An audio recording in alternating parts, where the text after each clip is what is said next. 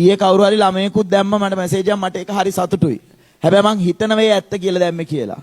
Sir මේ මං පන්ති සල්ලි ගෙවන්නේ මේ ජොබ් එකක් කරලා.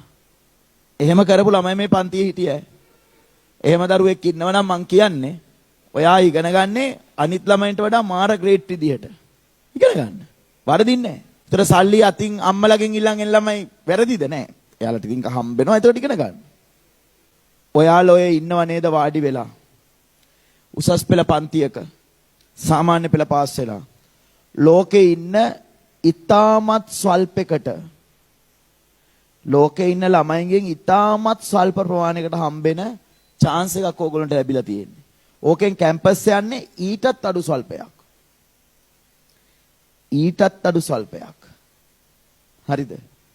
ඊටත් අඩු ස්වල්පයක් කැම්පස් යන්නේ.